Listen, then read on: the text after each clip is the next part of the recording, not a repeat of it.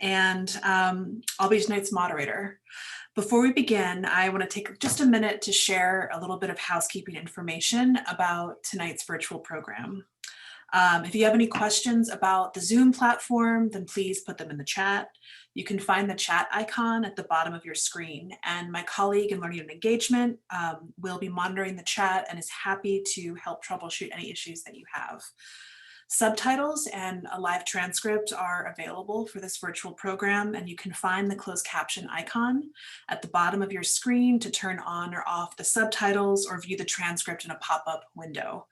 We recognize that this software automatically captioning this program may make mistakes, particularly with names. And thank you for your patience as we're working to make all of our programming more accessible. We are going to be recording this program, and the recording will be publicly available on NOMA's website and YouTube channel in the coming days. Please note that only the active speakers are going to be recorded for this evening. Please keep yourself muted while panelists are speaking to help minimize background noise, and know that there will be an opportunity to ask all of us questions at the end of the program.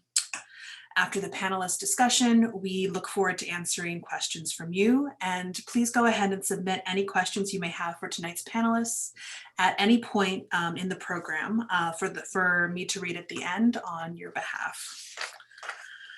I am so happy to be here tonight to talk about the latest addition to NOMA's permanent collection, an incredible 1954 self-portrait by the artist Margaret T.G. Burroughs. And I'm so happy to be here tonight with some terrific people to speak about her work and her legacy.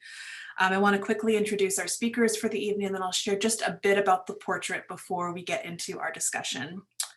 Dr. Stella Jones is a collector and founder of Stella Jones Gallery in New Orleans, which celebrated its 25th anniversary last year as one of the most important and influential galleries dedicated to Black art in the country. Dr. Jones has had an incredible impact in New Orleans and beyond, both through her collecting and her work as a gallerist. And we are so grateful to her for bringing Dr. Burroughs' painting to NOMA.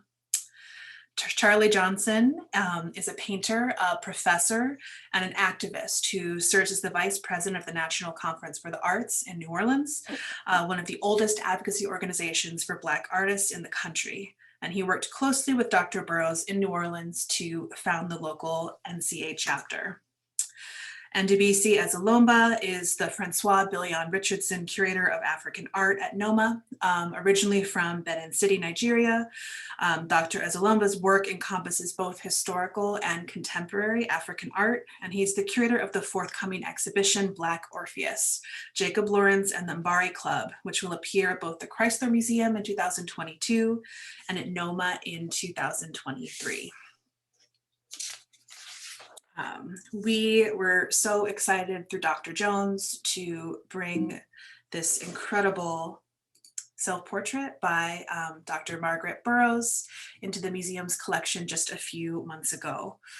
Dr. Burroughs was born in St. Rose, Louisiana, and moved to Chicago, where she had an incredible career as an artist, an educator, a poet, a political activist, and as an institution builder. As an artist, she worked across mediums in painting, in printmaking, and sculpture in marble and bronze. She has a bachelor's and master's degree from the Art Institute of Chicago and also studied at the Esmeralda Art School in Mexico City. With her husband, Charles, she was the founder of the DuSable Museum of African American History in 1961, which they started in their living room as the Ebony Museum. She spent most of her career as an educator at DuSable High School, where she taught for more than 20 years. And the portrait that the NOMA has acquired is her only self-portrait and now hangs in our modern art galleries alongside works by Constantine Brancusi, Joan Miro, and Pablo Picasso. And we're very excited to talk a little bit tonight both about Dr. Burroughs and her legacy, as well as the role that this painting plays in the museum's galleries in really deepening and broadening our understanding of the history of modern art. So without further ado, I'm so excited to have the chance to hear from our amazing panelists tonight about this portrait and its legacy. I thought I'd start, if that's okay, with a question for Dr. Jones. Would you share a little bit more about your connection with Dr. Burroughs and your shared history and what made you acquire this painting and when you bought it, and a little bit about the story behind this? Well, my husband and I first met Dr. Burroughs probably in the late 80s, early 90s, several times at the South Side Community Art Center. And we would go there because we were interested in adding those artists who were showing sometimes at the center to our collection. And if there was an exhibition there, you can bet there would be several artists other than the exhibiting artists there. And when we got ready to open our gallery in the mid-90s, we opened in 1996. We were taking lead from Dr. Samela Lewis, who told us that Dr. Margaret Burroughs was a very special and important painter to the state of Louisiana, also a very important activist. And if we were going to do a gallery, she was one of the prominent Black female artists that we should start off with. And I was very surprised that Dr. Burroughs had just a whole treasure trove of art, from prints to paintings. And when I saw this particular painting, I could not believe it, because I had seen very few African-American paintings with African sculpture. In art books, you can find Picasso, you can find Modigliani and others, but not African-Americans. And I thought this was very important. And Dr. Lewis told me that it was important, and Margaret Burroughs herself said that it was important. So I said it was important too, and that it should come to Louisiana. And when it didn't sell in the exhibition, I asked Dr. Burroughs what would she like to have done with it. And she said, leave it in Louisiana until it's put in its proper place. So it's in its proper place. Thank you so much. My next question is for Charlie. I know that you worked closely with Dr. Burroughs in New Orleans through your work at the NCA. I wondered if you could tell us a little bit more about her connection to the city and your work together. Hey, well, she's from St. Rose in St. Charles Parish. And my first meeting with Dr. Burroughs was at an art exhibit at Southern University here in the city, SUNO. And she was brought here by one of her fellow founding members of the National Conference of Artists, Dr. Eddie Jack Jordan. And Dr. Jordan often brought artists on campus so we would have face-to-face, up-close interaction with them. And Dr. Burroughs, while on campus, she has like a private session just with the students when she talked about her work. And she also talked about her family in St. Rose. So when I got some private time with her, I mentioned that my family was from St. Rose also. My father, my mother, my grandmother, and even a great-grandmother. So we started, discussing our family lines. And she just stopped and said, "Hi, cuz, how you doing?" And from that moment on, whenever she introduced me as family. She's made several trips here to the city for various things. She's helped out the African American Museum of Art History, of Art, Culture, and History, where she did workshops for the board. And she's helped us as a chapter, local artists organizing. She would come down, and if we had a fundraiser, she would show up. If we had a conference or whatever, we could count on Dr. Burroughs being there. And it seemed like whenever our national organization, the National Conference of Artists, which is the oldest Black advocacy organization for visual arts, which was founded by Margaret Burroughs, whenever we met annually and I was at the meetings, she was there. And even when we went to Ghana, she was there. So she has traveled, and I've been blessed to have the opportunity to sit at her side and learn from her, just to watch the numerous things she's done over the years, the organizations she's founded, the people she's mentored. And I'd like to mention one who says he owes a great deal to her, Henry Coxum. And if he's listening, hello, Henry. He talks often about how Margaret Burroughs, when he did an internship with her, how she changed his life. And she's done that with so many people.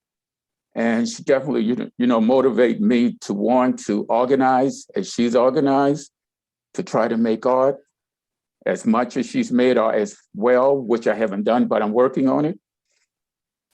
And to have the love of family that she has. Okay. Oh, thank you so much. My next question is for you, Ndi. As curator of African art at the museum, we've had a lot of conversations about this painting, and I know its installation in NOMA's modern galleries is particularly meaningful for you. I wondered if you could talk a little bit about how this painting relates to the history of NOMA's collecting and its display of art. Thank you so much, Katie. Before I come back to the last part of your question, which is very vital to this conversation, I will first of all take a few minutes to appreciate the painting in front of everyone. In African art, there is, and among the Yoruba people that created that as well, they came out with an idea where the philosophy of duality was always very, very conspicuous in whatever they do. And a very high Yoruba scholar who resides in Massachusetts, Roland Abiodun, he has written numerous articles and a book on the concept of duality in Yoruba philosophy.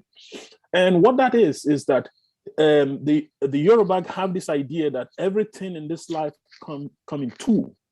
So there is male and female, there's evil and good, there is white and black. So that whole idea is just left there to show the concept of two. But a close look at what Margaret Burroughs have created here actually hint at that idea. But this time around, it's not looking at it from that way that the Yoruba has constructed it, which is kind of this jarring difference between bad, evil and good, and so on. But I think what I could make out from this work is this whole idea of bringing two very, very important, I want to use that word, very important art producers, and kind of blend them together. You look at the Mbuya mask right behind the portrait. That is from the Pende people of Congo. And then if you look at the right hand side, there is obviously the modern European modern artist material to create artworks with. Then bring that back to the portrait, to the individual right in the middle. You will be surprised how I was able to, I don't know if that is what I'm saying, but I have this strong feeling that the head tie that goes around her head, which obviously mimics the same that goes on that Pende mask, and the top part of her dress actually have some similarities to African printed wasp fabrics. And then she was consciously able to blend that with, I believe, some kind of very, very European white type, a very maybe silky type material. So man, looking at this painting and all that goes in within that painting, you already begin to see the consciousness of the artist. This, I believe, if people who have the time to go read up Margaret Burroughs, you see how she consciously believed that community should be she should be together. There should be no division. Rather, there should be conscious effort to bring all the intricate parts together to form a whole. So, bringing this little story of mine to this work and how it relates to what we are doing at the New Orleans Museum of Art is very important. Katie has shown this painting a number of times, and every time she brings this painting, for some reason, something new and remarkable always pop up when I take a look at the painting. And what I just shared tonight is obviously what just came up to my consciousness when I looked at the painting again tonight. So the very first time this painting came, we were in the conversation within the museum about how to find connections between initially curatorial departments, but we're also finding looking for how to still draw connections between works of European art and African art, which obviously in the literature we already have a lot going on. We know how many modern artists were influenced by African art objects that found themselves in Europe at the beginning of towards the end of the 19th and the early 20th century. So all those things kind of were there, well circulated. So when this work showed itself up, it became very exciting because I have been introduced as a curator for African art, but I am also very conscious about contemporary artistic creativity that comes out from the continent Africa. So you see that prior to what we now call contemporary African art, African art has always been locked to pieces like the mask behind the portrait.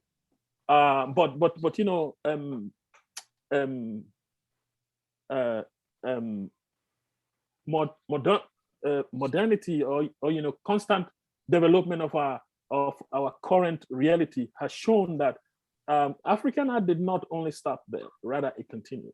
And in a bid for us to reflect those, we are consciously working very hard to bring contemporary artistic creativity into the museum space. Now, this painting offers us both in one canvas within the section of the gallery that is being stewarded by Katie. But it also does something very unique. The painting consciously begins to draw the connection between departments. African art, in and of itself, is that kind of art that actually is broad in reach. When I started writing my art history works, I have always said that Africa has always been global because it has always been at that point seeing everything happening around the globe. So this work presents us with that kind of idea. When visitors come to the museum, for instance, they are some who are really very curious will want to know where the mask comes from. And I have taken my time to explain that the mask is the Mbuya mask from the Pende, Eastern Congo region of the Democratic Republic of Congo today. The Mbuya mask was made to mimic not only one character from the community, but different kinds of character from the characters from the community. So by mimicking different kinds of character, which means that it can play multiple roles. So Margaret Burroughs' painting now become another metaphor that also plays multiple roles in our bid to bring in contemporary materials and draw connection between how they relate to various departments. Margaret Burroughs has comfortably started that work. If you come to the Modern Contemporary Art Gallery, for instance, you see this work. If you go up to the third floor where we have the African Gallery, you're definitely going to find objects that strike similarities to that mask behind. And then it helps us draw the connection, show us how even way back from the 19th to the 20th century, how modern artists took inspiration from many of these works that come out from Africa. And if we even consider what we have in the museum, we see that when we got when we got a very huge gift of African art and modern art and donation, it came from another New Orleanian who go by the name of Victor Kayan. He gave us this wonderful artworks that came from both Europe and Africa. Another consciousness that these two, artistic creativity does not stand on its own. Rather, there is constant taking from here and taking from there, which is a type of negotiations. And I feel that such negotiations hint of this idea of drawing connections between departments, drawing connection between art locations where artists got their inspirations from, and help our audience see that this conscious division that we tend to want to construct sometimes are just maybe mere rhetorics. The originality of what is out there is that artistic creativity is a constant exchange, and Margaret Burroughs' work has helped us push that conversation further. And I believe that when visitors come to the museum, they will enjoy both the European feel of the work and the African feel. And it is the combination of both that will give you the total enjoyment of this painting right in front of us. Thank you. Thank you, Ndi. I'm going to stop share so we can all see each other a little bit better. And now I'm just going to ask a few questions to all three of you. A self-portrait, I think, is a particularly powerful form of self-expression for any artist. And this is the only time that Dr. Burroughs painted herself. What do you think she's trying to tell us about her in this painting and about her objectives as an artist?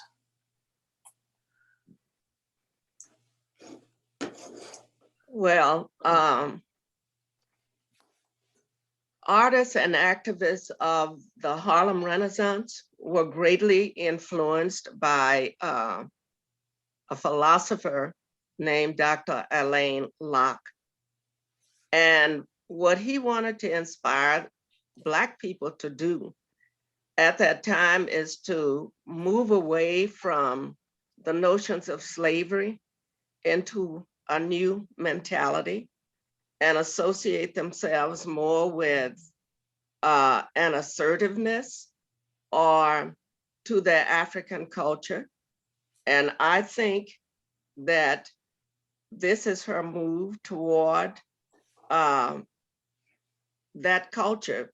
He called it the old Negro and the new Negro. And I think this is her movement toward the culture of the new Negro. As a matter of fact, I was looking up the date of his death, and it was 1954, which was the year that this painting was done. And I think this is probably her homage to Dr. Alain Locke. Now, that's my interpretation. No, that's really interesting. I didn't realize that. Wow. Is it possible to put the painting back on the screen? Sure, yeah, I can. Yes. Okay. Let's see. There we go. There are things I saw in the portrait and knowing Dr. Burroughs that I'd like to just mention briefly. One thing with, she was a poet and writer. So I think she put things in this painting that are symbolic of her talents and her gifts. Like the book, she has published books, she wrote poetry, great poetry. And my famous is what will your legacy be? And that was a poem that she often asks of young people. She wanted them to think about their future and the mark they were going to make on this world. She was a painter and a printmaker. And something we often do as painters is we find something to place our brushes in so that they're standing upright like those. I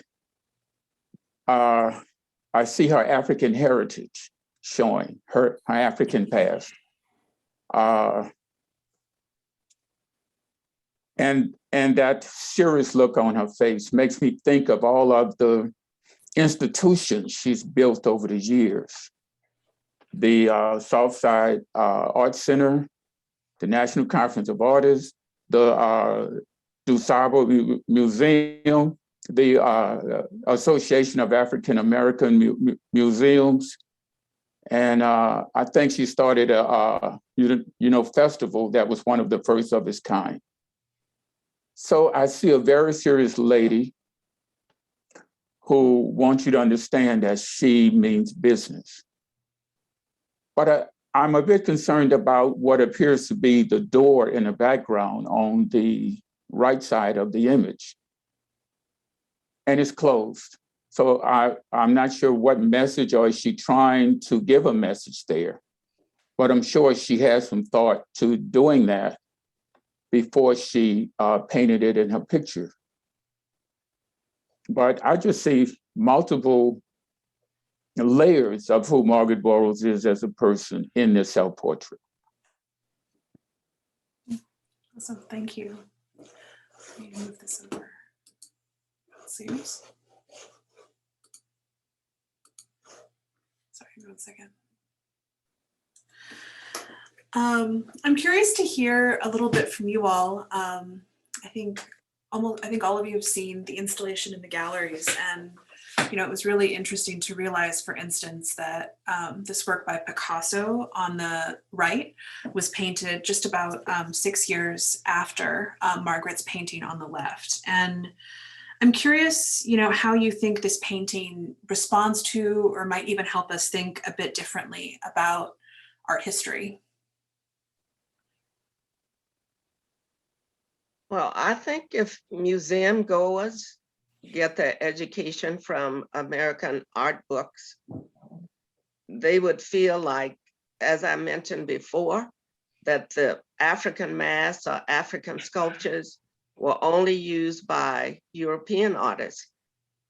Now we have introduced the idea that it's also something that's used by African American artists. And they can see it right there on the wall. Yeah, that is really very striking. I think Dr. Jones, kind of captured that really very effectively. Piggybacking a little bit on what Charlie was addressing on Margaret Burroughs painting. We see this ability of maybe should I call her a storyteller?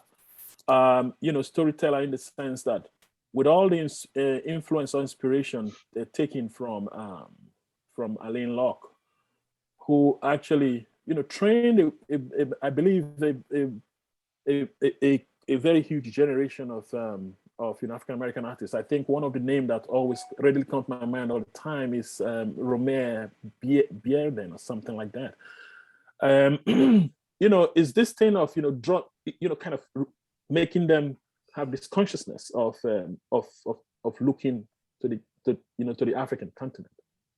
But in the case of Margaret, although this influence is very heavy, maybe she's telling a story that I do not have to only look at the continent. I think I have the power to deal with both, and one cannot escape that reality in that painting.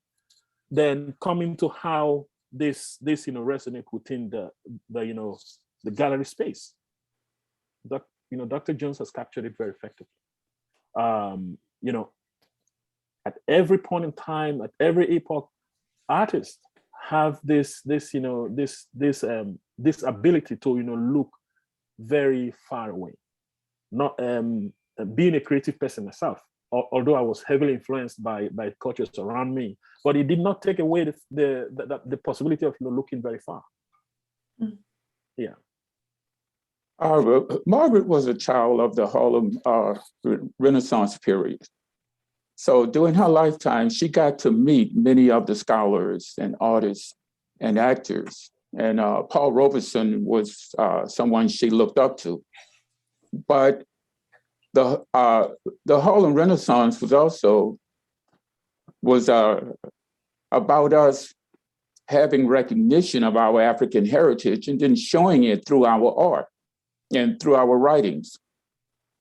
So knowing that she would meet with artists on a regular basis annually during this time at the various art exhibits, and she got an opportunity to see artwork by fellow artists who were doing some of the same thing. They had African images, African cultural images in their work, which sprang from the Harlem Renaissance period. So this is the 50s, and this is when we were coming of age as a people and giving recognition to our African heritage. And it's just wonderful that she was able to work that into that piece with such power. Thank you. I'm curious, if each of you might want to share a little bit about how you feel about this painting being installed at NOMA in particular right now. It's very exciting. We are bringing in an exhibition to NOMA in the spring of 2023, titled "The Black Orpheus: Jacob Lawrence and the Mbari Club." We are going to be displaying a very rare series that was created by Jacob Lawrence that probably haven't really shown significantly around the country. Is the Nigerian series, because in the 1960s, at the dawn of independence in many African nations, emerging nation had artists who came together to create very, very wonderful artistic events at that time. So when these African artists were very conscious, creating works that reflected the mood of that era, Jacob Lawrence was actually very curious to going out there to know what is happening, and he created a body of work at that period in Nigeria that is going to form a core of that exhibition. So this drawing from and most of the work he created was very colorful. So if you come to that show, you are actually going to come and see very wonderful colors, kind of juxtaposed with the artists that were creating at that time and within Nigeria and the African continent and globally. So works like this, kind of help us begin to prepare for that that wonderful a feast that will be served in January, in the spring of 2023. Important as the painting is, like I have tried to explain in my very beginning conversation about painting, I still think that this painting has something very unique to give to our audience. It is rich in it's rich in information inside of it, and it helps us draw that connection. African American or New Orleanians should be very much aware of a very dynamic African collection that we have here, and they can be able to come in, and those who are creative people can come up there and find inspiration to maybe help them in their work, or kind of get to understand African art even more, and see how fellow African American artists have boldly used ideas from this thing to create work. I am thrilled to see this work, to see NOMA with it. But I also would like to see more work by Black artists. And I'd like to throw out one name, Charles Sims. He is a fantastic artist. He died several years back, but he has over 300 paintings where he's documenting the culture of this city. And I'm hoping NOMA will seriously look at Charles Sims's body of work, and many of the local artists too. But this is just a fantastic work of art. I think you have it in a gallery where it fits. And it's been saying, well, every time I see it, I see something a little different. So it's wonderful for our children especially those who are learning how to paint. If they see the way she handled paint, color, the brushstrokes and all of that, they will grow as visual artists. Would anyone else like to share their thoughts about that? You know, what lessons do you feel that Dr. Burroughs and her legacy have to teach us today? Or to offer us as we're kind of navigating the future? One that really strikes me is harmony. You know, she believes that you know we should you know, we don't really have to labor to, you know, divide things. Rather, we should look for how to harmonize things. So you know some of the there was a book, I can't remember who wrote the book now, but you know, a lot of what they spoke about, you know, some of you know, Margaret Burroughs' work, was this idea of saying that, you know, there was this work that showed black and white kids, you know, rather than being divided, they were actually together, doing things together. So, you know, this whole idea of, you know, harmonizing things, I think immediately resonates in her work, and you see her doing that consciously, especially on this painting. Oh, I would like to give a quote, Margaret Burroughs in her words. She says, "I wish my art to speak not only for my people, but for humanity. My subject matter is social commentary and seeks to improve the conditions of life for all people." And it seemed like this is what she's about with her art, making the lives of people better. And it's what she was about with her life, the life she lived, because she was always willing to give you time and to help you and to find ways to solve problems. Like you said earlier, Katie, she was an institution builder.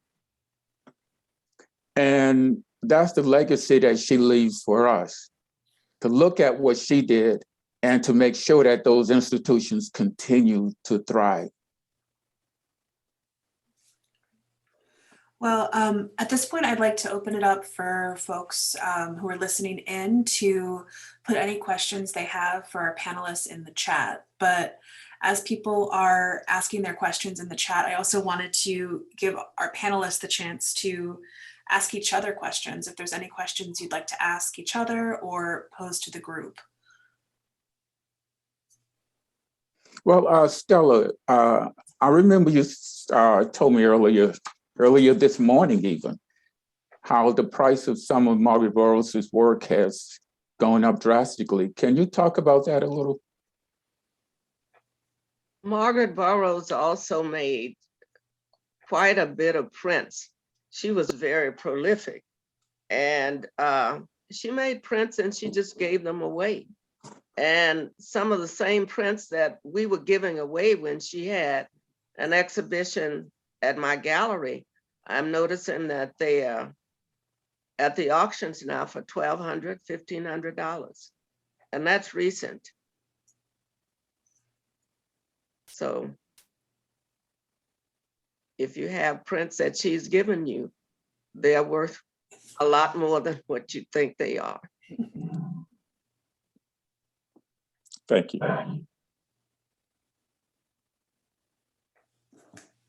Out of curiosity, Dr. Jones, I think this question should be to you. Out of curiosity, how do you determine what artists to collect? How do I what? How do you determine what artists to collect? For myself or for others? I mean, you are a gallerist. You represent artists. So what is your selection process like? How do you pick an artist that you want to represent? Well, it's simple. You have to have a body of work to show, and it has to be deemed good work by me, and I have to be able to get along with you. So in the absence of what you just listed now, no show. Right. Oh. the most important thing is we have to be able to get along.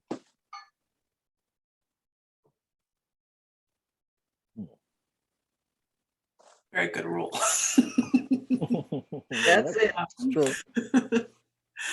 Okay, I do have a couple of questions from folks in the on the panel to share with everyone. The first is from Dahlia Scruggs. Hi, Dahlia. She says, I'm struck by the fact that the painting was made during the McCarthy era. How do you think that the self-portrait might have been influenced by her precarious position as someone targeted by anti-communist sentiment? Well, Margaret Burroughs, there was a file kept on her by who was it? The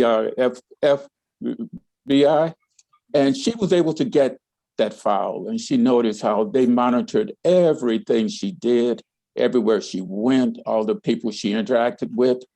Like I mentioned earlier, Paul Robeson was someone she really looked up to, and he definitely had to pay some dues for being a communist during that era. I believe Margaret Burroughs even had to leave chose to leave the country for a while and stayed in Mexico. I don't know if she was with Catlett at the time. She was with Catlett. Okay, this was a difficult time for many artists, and even worse for those Black artists who didn't, cow down to the powers that were putting pressure on them to think and act a certain way. Margaret Burroughs even left her teaching job at that time, and she spent 2 years in Mexico with Elizabeth Catlett working at the Mexican print shop there. And there was also a file kept on Elizabeth Catlett.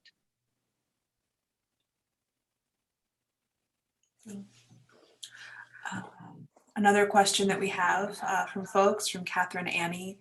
Is there something you would draw from the fact that the mask is mounted as it would be in a museum, rather than just an African image in the painting?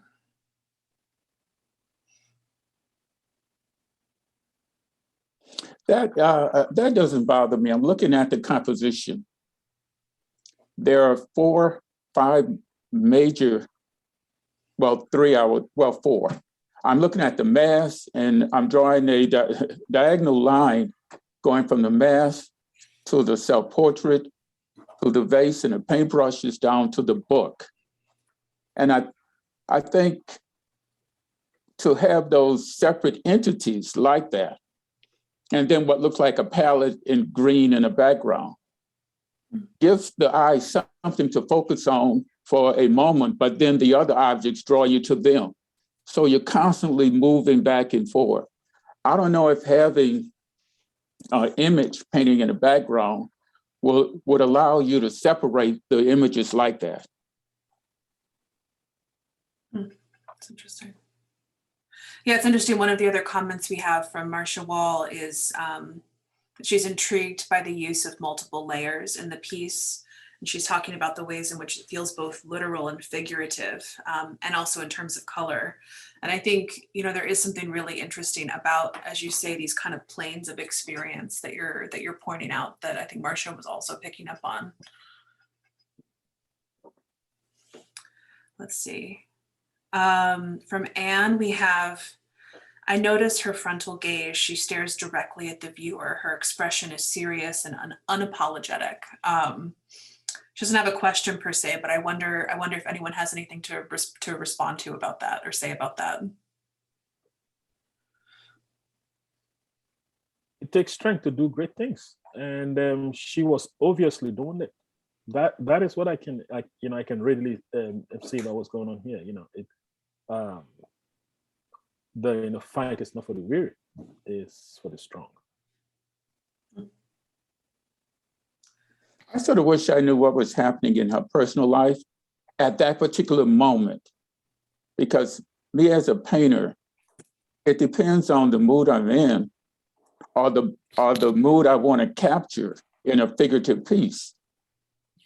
So she may have purposefully decided that, okay, I'm going to make this portrait serious, and I'm going to have the eyes looking at you, and it's going to force you to interact with me in a serious manner and take my portrait as a serious, representation of me.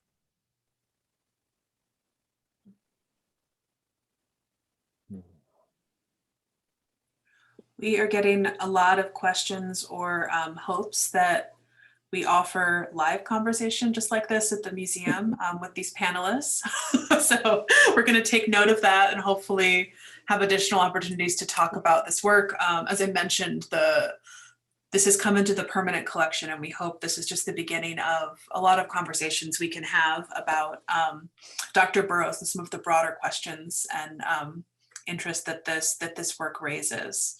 I think, we have someone who is Margaret's cousin online, which is really great. Hi, Monique.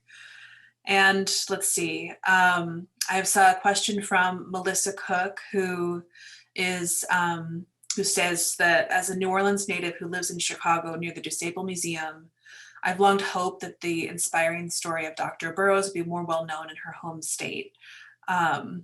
She's asking if there are any plans to acquire work by another Louisiana-born artist, Archibald Motley. We'd love to, Melissa. But I think Melissa's comment does raise an interesting question, which is we haven't really talked about, which is the Louisiana-ness of this work. I think Charlie talked about that a little bit, but I'm curious, if and how you see her relationship to Louisiana in the painting.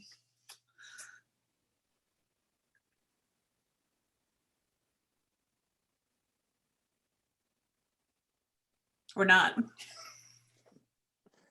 I don't see it. Yeah. Where it actually stands out, any symbols, images, or anything that are local. It's just, she tried to, minimize the background as much as possible with planes of color, and to focus on just a few things that she wants the viewer to look at. And like I said, it's the African heritage, her self-portrait, her as a visual artist, and with the book, her as a poet and writer. Those are the main things that I take away from this. I know Dr. Burroughs as a poet and a writer. I know her as a visual artist. I know her as a family member and a serious leader and institution maker who has always demonstrated, since the time I met her, a love for her African heritage. Quite often she's wearing something that symbolizes her African heritage, or she has worn it. I know I'm talking in the presence because I feel as if she's still with me. But those are the things I see in this picture. And I like the fact that she did simplify the background so that it is not in competition with the main objects that she'd like the viewer to really focus on.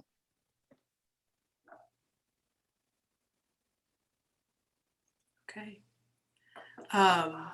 Well, let's see. I have a comment from Anne that's asking, could the New Orleans aspect be shown with the Tignon? I'm curious if people think it was interesting to hear Andy speak about that in terms of African tradition, but I'm wondering if folks have thoughts about that.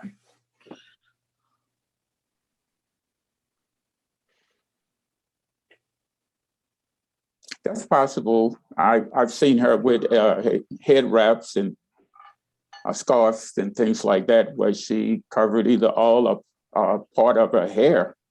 And yes, if we choose to, we can make that linkage.